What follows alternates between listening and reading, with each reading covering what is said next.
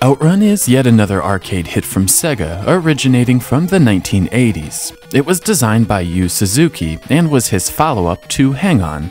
Like most Sega arcade titles of the era, the game was ported to the Master System in 1987. What Outrun does for me is cement the reason why the Sega Master System failed in the United States. With Nintendo's monopoly of third-party developers in the late 80s, Sega relied on arcade ports to fill the ailing system's library. For the most part, the limited hardware wasn't capable of capturing the magic of those arcade titles. Lackluster arcade ports don't make for a very compelling game system.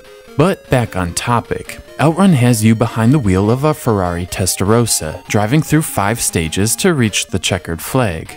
You don't race against competitors, but against the clock. You start the game with 80 seconds and must reach the first checkpoint before time runs out. Each checkpoint thereafter gives you slightly less time, and the time you have remaining does carry over. What makes Outrun unique is the branching paths. Before each checkpoint, you get to choose to go left or right. Each will bring you to a different stage, complete with different sprites, colors, and backgrounds. In total, there are 15 stages and 5 different endings.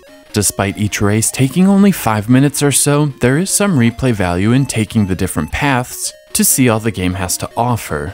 The gameplay is similar to Sega's Hang On port. You shift gears with the up and down button, and thankfully there are only 2 gears instead of 3.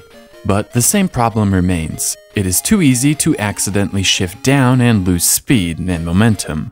Other than that, you let off the accelerator in the bends to avoid traffic.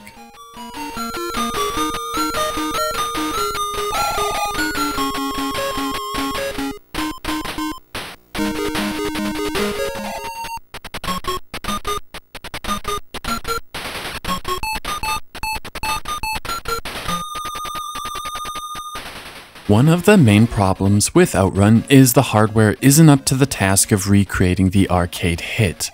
The game attempts to simulate hills and valleys, but when going up a hill, you can't see if the road is going to turn the opposite way. It's hard to avoid obstacles and too easy to hit a tree or a billboard.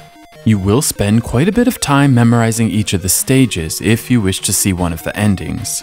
Outrun is more forgiving than many racers of this era, and when you run into an opponent, you don't explode or screech to a halt, but rather do a 360 spin and lose some speed. This is nice because you can be a little more aggressive with your overtaking without a mistake ruining your race. Graphically speaking, Outrun is a mixed bag. The backgrounds are interesting, the trackside obstacles are varied, and the traffic is detailed. Even on the Master System, you can make out Porsches, Volkswagen Beetles, and Corvettes. The sense of speed is decent and everything runs fairly smooth. Unfortunately, there is a lot of clipping and flickering.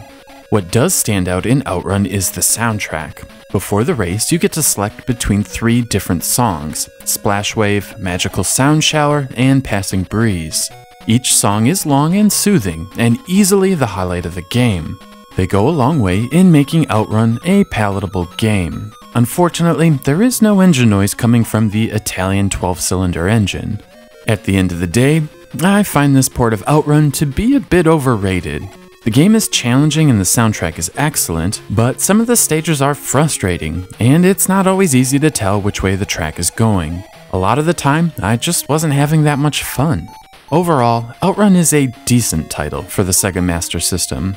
The controls are simple, and the music is excellent.